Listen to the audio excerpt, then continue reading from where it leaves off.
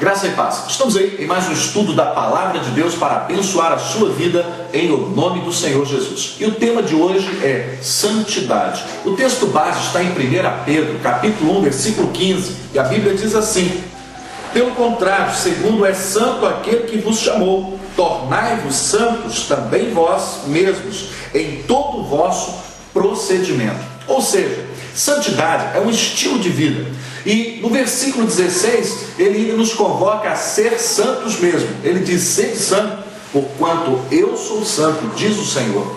Lá no profeta Isaías, no capítulo 6, nós vemos, os serafins dizendo para o Senhor: santo, santo, santo é o Senhor Deus dos exércitos, e a terra está cheia da sua glória. O nosso Deus é santo, e assim como Ele, nós também devemos buscar a santidade. E se santidade é um estilo de vida, como tem sido o seu procedimento diante de Deus no que diz respeito à sua vida espiritual? Pois bem, quando nós pegamos um texto bem conhecido do Antigo Testamento, do profeta Daniel, lá no capítulo 5, no versículo de número 2, diz assim: e quando Belsazar bebia e apreciava o vinho, mandou trazer os utensílios de ouro e de prata que Nabucodonosor, seu pai, tirara do templo que estava em Jerusalém, para que neles bebessem o rei, os seus grandes, as suas mulheres e concubinas. Presta atenção, os utensílios que ficavam na casa de Deus eram utensílios consagrados ao Senhor. Ser santo é ser separado, e esses utensílios tinham uma única finalidade: ao serviço na casa de Deus. Somente para as coisas de Deus eles poderiam ser usados. E nós vemos aqui que o rei manda buscar aquilo que era precioso e tira da casa de Deus para que fosse então profanado. Eu quero dizer para você que você também é o templo do Espírito Santo, e você não pode permitir que o inimigo venha profanar a sua vida com propostas levianas, com felicidade rápida e imediata, mas de curta duração. O que Deus tem para mim e para a sua vida vai muito além de alguns pequenos momentos de prazer que na sua sequência vão nos trazer transtorno, arrependimento e decepção, frustração e muitas outras coisas. De contrapartida, eu também entendo que no que diz respeito ao quesito santidade, Satanás não quer usar nada que não seja útil. Ele quer pegar aquilo que de fato tem valor para desprezar, para profanar. Então, meu irmão, enquanto você está na presença de Deus, na casa de Deus, sendo um utensílio de honra, você tem que tomar cuidado. O apóstolo Paulo, em 1 Coríntios, capítulo 10, versículo 12, ele diz assim: aquele que cuida estar de pé, ore, não caia. Então somente quem está de pé corre o risco da queda. Daí então o porquê de nós estarmos em constante vigilância, em constante intimidade com o Senhor, e cada vez menos mundanismo e mais poder de Deus. O que me chama a atenção é que na ótica de Deus, quando eu e você fazemos apenas aquilo que deveríamos fazer, também somos considerados como servos inúteis. Lá em Lucas capítulo 17, versículo 10, diz assim: depois de haver desfeito tudo quanto deveria fazer, considere-se um servo inútil, porque você só fez o que tinha que fazer. Então Jesus me chama e convida você a irmos além, a fazermos mais, a nos doarmos mais na obra de Deus, nas coisas de Deus. Quando nós queremos, a gente arruma tempo e jeito, mas quando não queremos, o que não nos falta é desculpa. Eu quero dizer para você, você é um utensílio de honra na casa de Deus. Não permita que o diabo venha fazer de você um vaso inútil, inexpressível. Pessoas ou coisas inúteis não são cobiçadas. Então é por isso que você, meu irmão, é por isso que o diabo quer e vai fazer de tudo para tentar te derrubar. É por isso que às vezes para nós as coisas não são tão fáceis, são mais difíceis de ser conquistadas. Por quê? Porque há uma pressão do mundo em cima da gente, há uma pressão de falsos amigos, de falsos companheiros que vão tentar nos inutilizar. Uma certa jovem, uma vez na escola, ela era muito criticada pelas suas colegas pelo simples fato de ela ainda ser uma virgem. Uma certa frase de Rui Barbosa, antiga, dizia que chegaríamos ao tempo que as pessoas teriam vergonha de serem honestas. Infelizmente, eu acredito que nós já vivemos esse tempo. E por muito tempo essa garota foi, sofrendo bullying, que hoje nós conhecemos, muita pressão dos seus amigos, até que um dia ela parou a sala, deu um grito e disse: ei, quando eu quiser ser como vocês, eu serei, mas vocês nunca mais poderão ser como eu sou. A santidade é algo que Deus requer do seu povo, de mim e de você, e o inimigo vai tentar fazer de tudo para que você tenha vergonha de ser honesto, para que você tenha vergonha de ter uma vida de santidade. Tome cuidado com as propostas do inimigo, porque apenas aquilo que é útil, apenas aquilo que é precioso é que é cobiçado. Então eu quero dizer para você, não permita que o inimigo inutilize você, te jogando para a margem da vida. Mas talvez você que está me ouvindo já foi uma pessoa abusada, já foi uma pessoa que sofreu muito nessa vida, e talvez você pense: então para mim acabou? Não, eu quero dizer para você que nós temos um Jesus que pode te tirar a qualquer momento da beira do caminho e te colocar no caminho novamente. Em João 14,6 ele deixou isso bem claro para nós. Agora a questão é, primeiro ponto, como você tem tratado as coisas de Deus na sua vida? Como você tem tratado os dons que Deus tem te dado? Aqui em Daniel, capítulo 5, no versículo 3, diz assim: então trouxeram os utensílios de ouro que foram tirados do templo da casa de Deus, que estavam em Jerusalém, e beberam neles o rei, os seus grandes, as suas mulheres e concubinas. A questão é, esse rei Belsazar tratou as coisas de Deus com desprezo e desdém. E a minha pergunta para você que me assiste é, para você que está me ouvindo: como você tem tratado as coisas de Deus? Você também não tem profanado aquilo que é santo ao Senhor, aquilo que foi separado para Deus? Uma certa feita, quando pastoreava uma outra igreja que não essa, um jovem pegou um instrumento da igreja e levou para tocar no outro show secular. Imediatamente ele foi disciplinado. Muitas pessoas me criticaram, dizendo: que isso? Ele toca muito bem, o que tem? Mas não era a primeira vez que aquele garoto tinha feito aquilo. E ainda que fosse a primeira vez, isso não significa que ele não seria passivo de disciplina. O que nós precisamos é ter a compreensão do discernimento que as coisas de Deus não podem ser tratadas de qualquer maneira. É coisa consagrada, é coisa santa ao Senhor. E como você as tem tratado? Pensa nisso. As bênçãos fora do lugar se transformam em juízo. E juízo, meu irmão, a gente entende que ele sempre traz consequências terríveis. Aqui no texto, se você acompanhar depois em casa, você vai ver que apareceu uma mão como de homem e escreveu uma sentença para Belsazar, que traduzido foi: eu contei, avaliei o teu reino e foste achado em falta. Então toma cuidado, porque o juízo de Deus virá. Muitos apelam para Deus é amor, concordo, mas um dos nomes de Deus também no hebraico é Tsidkenu, que significa justiça. Ele é amor, mas ele é justo. E não é porque ele te ama que ele aprova também a sua conduta.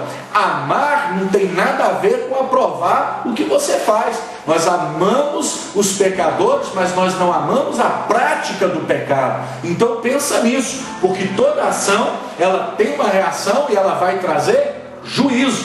Em segundo lugar, como é o teu procedimento em casa, na rua, no trabalho, na escola, igreja, enfim, como você tem, se portado diante de todas as situações que o mundo tem te apresentado? Pois bem, eu quero mostrar agora para você uma outra colocação. Aqui em Ezequiel, no capítulo 16, do 30 ao 44, eu quero sintetizar para eu ganhar tempo. Fala de uma mulher que se prostitui por prazer de prostituir. E Deus ainda coloca dentro do texto, depois você confere em casa, que essa prostituta ela é diferenciada, porque ao invés de receber pelo serviço, ela paga. E a tristeza de Deus nela profanar o seu corpo, que deveria ser um templo de santidade ao Senhor, O texto ainda diz que ela fazia isso, pagava e tinha prazer, tá, em fazer tal coisa. E o texto diz que Deus não mais sentirá ciúmes. Olha que coisa terrível. E quando nós continuamos no texto, ele vai dizer, olha, tal mãe, tal filha. Então nós precisamos tomar cuidado, porque quando nós não andamos de conformidade com a palavra, o que está em jogo não é apenas a nossa conduta, mas é também a conduta da nossa família. Eu quero só dizer esse versículo para você. Ele está no versículo 44 já de Ezequiel, capítulo 16. Tal mãe, tal filho. Que coisa terrível. Então você que tem o conhecimento da palavra e busca uma vida de santidade, toma cuidado, porque o andar fora dessa trajetória implica em você colocar toda a sua família no pacote, como diz o versículo 44. Então toma cuidado, porque no tempo certo Deus vai te expor, ok? Ele vai trazer à luz aquilo que está em trevas. Nós temos um texto, se não me falha aqui a memória, Mateus capítulo 10, versículo 26, diz assim: portanto não os temais, porque nada há encoberto que não venha a ser revelado, nem oculto que não venha a ser conhecido. Lá em Eclesiastes 3,15 diz que Deus pede conta do que passou, ok? A nossa liberação nesses termos encontra em Romanos 8. Nenhuma condenação há para quem está em Cristo Jesus, que não anda segundo a carne, mas segundo o Espírito. Então, toma cuidado. Em terceiro lugar, a sua maneira de viver pode gerar vida ou morte. Qual tem sido o teu estilo de vida? Em Romanos capítulo 12, versículo 2 diz assim: e não se conformeis com este mundo, com este século. Ou seja, não conformar significa não tomar a forma, não tomar os moldes, não ser igual. Olha bem para você ver. E quando nós começamos a entender isso, então entendemos que a nossa santidade também tem que estar no que a gente fala. Em Provérbios 18, 21 diz que o poder da vida e da morte encontram-se no poder da língua. Quem bem dela utiliza, come do seu fruto. Então, você tem que ter um linguajar diferenciado. Em 2 Coríntios 5,17 diz, pois se alguém está em Cristo, nova criatura é. Ou seja, então, a sua maneira de falar tem que mudar. No Evangelho de Mateus, no capítulo 12, no versículo 32 até o versículo 37, nós vamos ver o fechamento do versículo dizendo o seguinte, lá embaixo: olha, pela tua palavra você vai ser justificado, e pela tua palavra você também vai ser condenado. E o interessante é que diz o texto que de toda palavra frívola, ou seja, sem importância que você proferir, dela também você vai dar conta. Então muda a sua maneira de viver, porque grande parte dos problemas que nós enfrentamos está relacionado à maneira como a gente comunica, como a gente fala. E eu entendo que na comunicação não é o que você fala, é o que o outro entende. E se o outro não tem entendido de forma correta, é porque você está comunicando errado. Então toma cuidado e preste atenção nisso. Quando nós entendemos essa questão de maneira de viver, o estilo de vida, a nossa conduta, não tomar a forma, tomar cuidado com o que a gente fala. Não é que não saia da nossa boca nenhuma palavra torpe, mas somente aquela que for agradável para dar, conhecimento, sabedoria, só o que for bom. Então nós entendemos que o meu estilo de vida está sendo observado por Deus e por todos. Qual tem sido o teu namoro? Você é do tipo ficante? Quanto mais melhor? Qual é o teu padrão de qualidade nesse sentido? A minha esposa disse para as jovens da igreja numa palestra a seguinte coisa: você é bijuteria ou é uma joia rara? E ela fez uma colocação, eu achei bem interessante, que bijuteria você usa em qualquer lugar, você usa para a rua fora, no dia a dia, mas joia rara você não usa em qualquer lugar, e dependendo do valor, fica guardado em cofre, ou seja, o acesso é muito restrito. E aí, você é uma pessoa que tem acesso livre, ou você é uma pessoa que tem restrições? Não é qualquer pessoa que vai chegando e vai colocando mãos. Então nós temos que buscar, até dentro do namoro, uma vida de santidade, porque nós entendemos que os hormônios não se convertem. Então toma cuidado. E a prostituição está muito além de simplesmente ir para o coito. Em Mateus capítulo 5, 28 diz que se você olhar para uma mulher e no teu coração a desejar, cometeu adultério com ela. Ou seja, você não precisa ir às vias de fato. O fato de você conceber isso na tua mente, de desejar, de querer, já é considerado como adultério. O apóstolo Paulo em 1 Coríntios 6,16 diz que o que se ajuda com uma prostituta faz um corpo com ela. Então toma cuidado, porque o casamento para Deus acontece, querido, é na cama. Presta atenção, casa-se no cartório por uma questão legal, por uma questão, não é, de justiça. Dai a César o que é de César. Casa-se na igreja para que seja impetrado ali as bênçãos de Deus.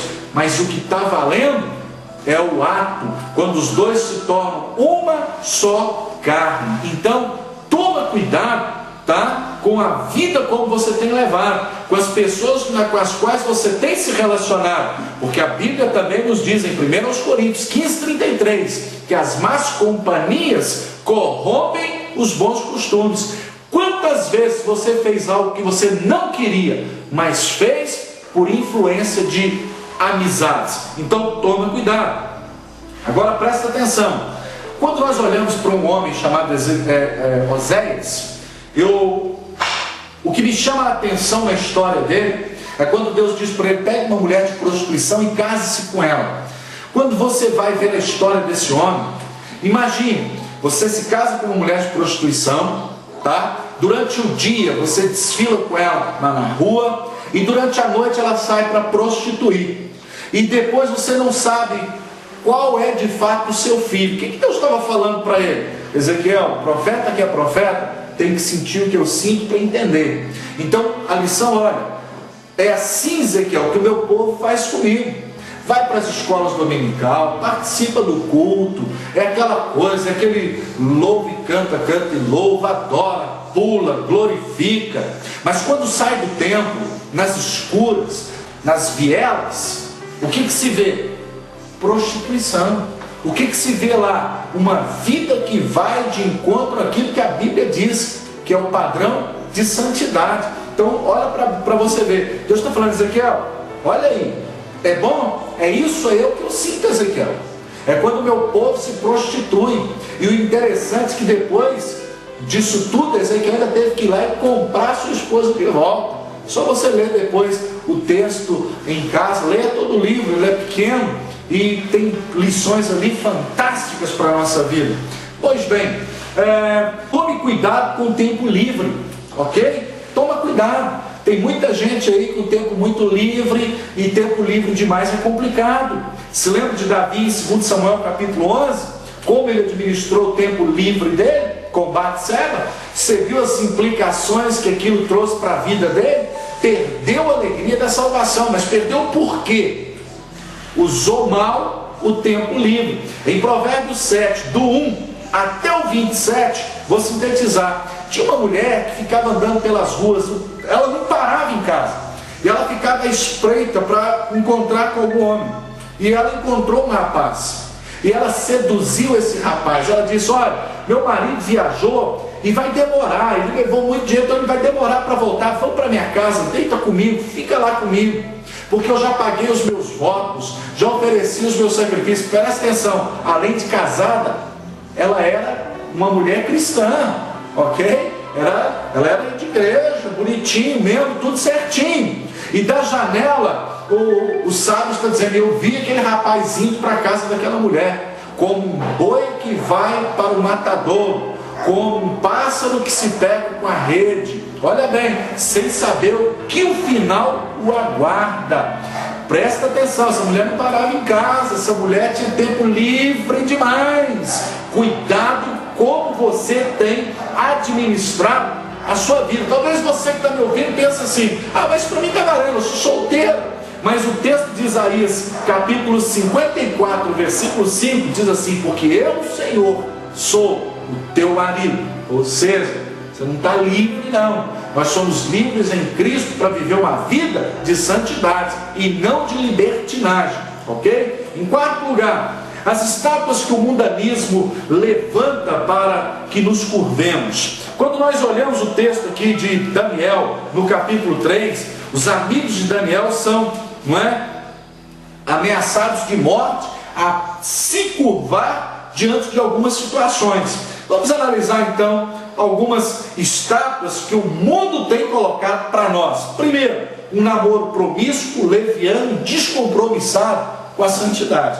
Essa é uma das estátuas, ok? Quero fazer aqui uma analogia com a estátua que Nabucodonosor manda erguer para ele ali, e as estátuas que o mundo tem levantado para que nós nos curvemos a ela. Então nós temos a primeira. A primeira é um namoro promíscuo, leviano e descompromissado com a santidade. Porque a moda hoje é quanto mais melhor. O padrão qualidade fica-se, não é, à distância. Mas eu quero dizer para você, não foi para isso que Deus te chamou. Ele tem ciúme de você. Não, meu irmão, olha bem, eu costumo dizer para os jovens da minha igreja que há dois tipos de mulher. Mulher para casar, constituir família, e mulher para simplesmente aproveitar, mulher para usar e dispensar. E a minha pergunta para você que está me ouvindo: que tipo de mulher é você?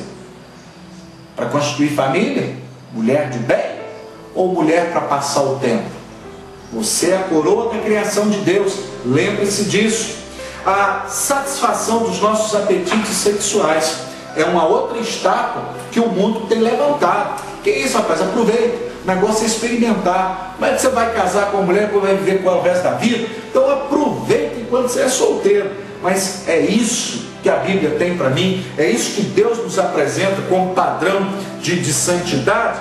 É claro que não. Aqui a Bíblia me mostra em 1 Pedro, não é? No capítulo de número 2 aqui de 1 Pedro, vamos lá comigo, versículo 11. 1 Pedro 2, versículo 11 diz assim: Amados, exorto-vos como peregrinos e forasteiros que sois, e vos abstendes das paixões carnais que fazem guerra contra a alma. Ou seja, pula fora dessa imagem chamada prostituição, porque isso vai te levar para a condenação. Em Romanos, no capítulo de número 1, no versículo de número 24, olha o que a Bíblia nos diz. Romanos capítulo 1, versículo 24, diz assim: Por isso Deus entregou tais homens à imundícia pelas concupiscências de seu próprio coração, para desonrarem o seu corpo entre si.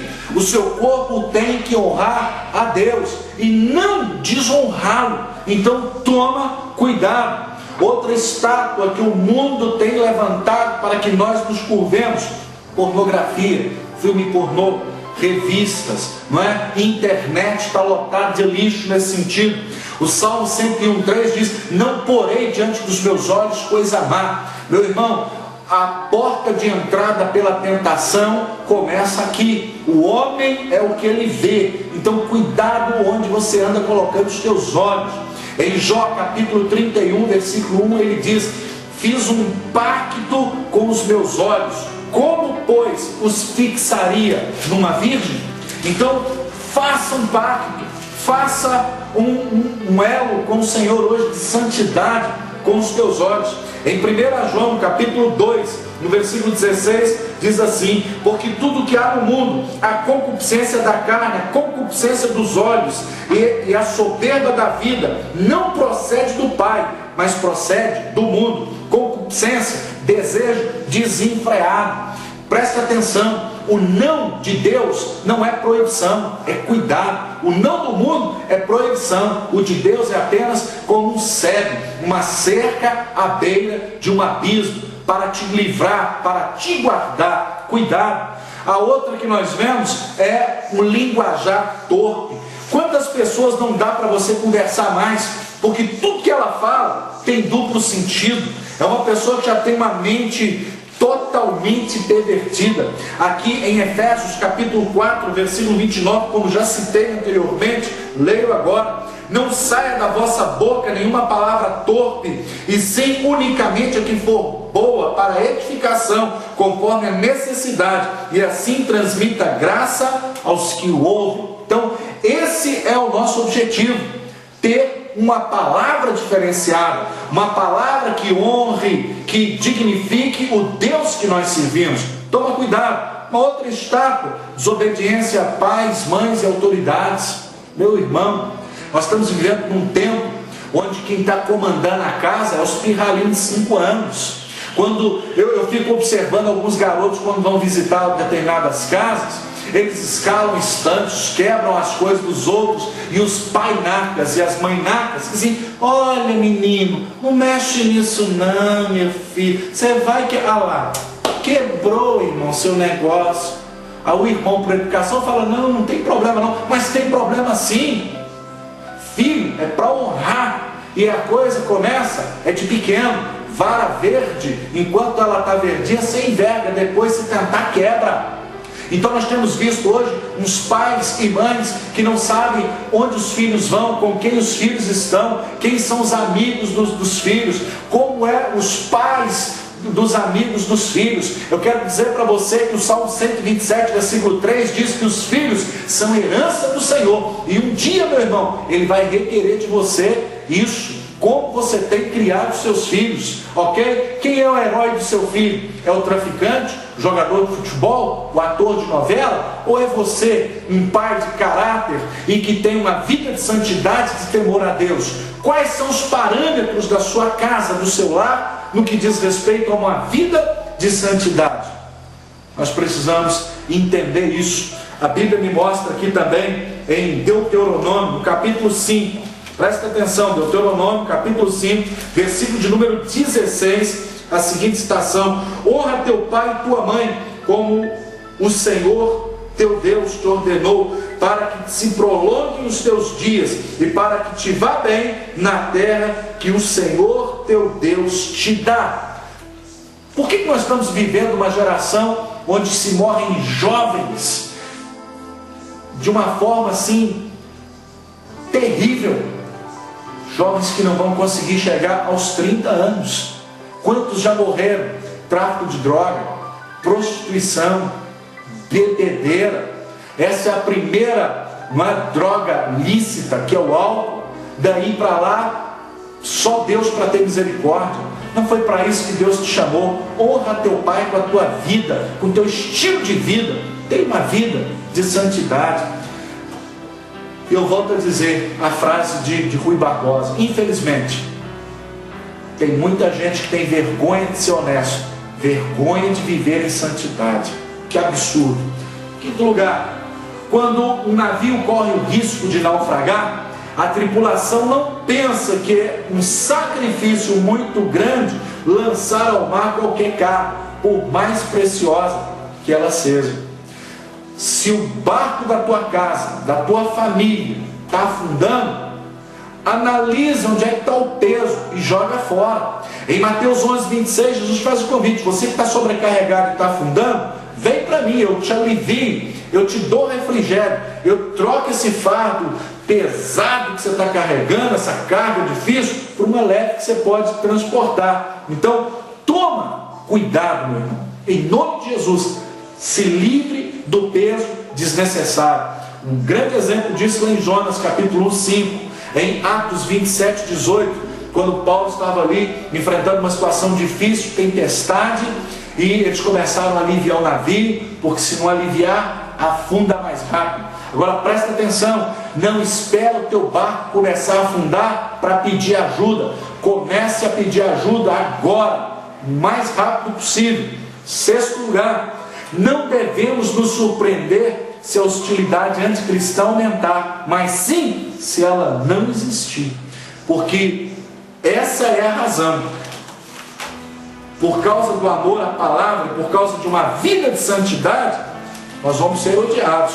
Mateus capítulo 10, versículo 22 diz assim: sereis odiados de todos por causa do meu nome, aquele porém que perseverar até o fim, esse será salvo. Em Mateus capítulo 24, no versículo de número 9, diz assim: então sereis atribulados e vos matarão, sereis odiados de todas as nações por causa do meu nome. Então, toma cuidado, porque viver em santidade é viver uma vida de perseguição, uma vida de crítica, mas é uma vida mais próxima de Deus, uma vida onde Deus está no controle de todo o nosso ser.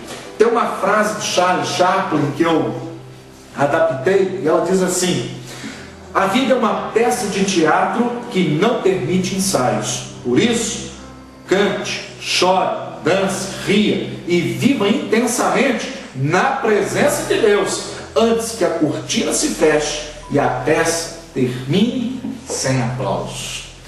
A vida de santidade é para ser vivida agora. A vida que Deus quer de mim, de você, para que tenhamos diante dele, é para agora. Portanto, querido, o momento de você ter uma vida que honre ao Senhor é agora. Não permita que o mundo edifique estátuas e que você se curve a elas. Viva uma vida de santidade. Que Deus possa te abençoar, em nome do Senhor Jesus. Até o próximo estudo, querendo Deus.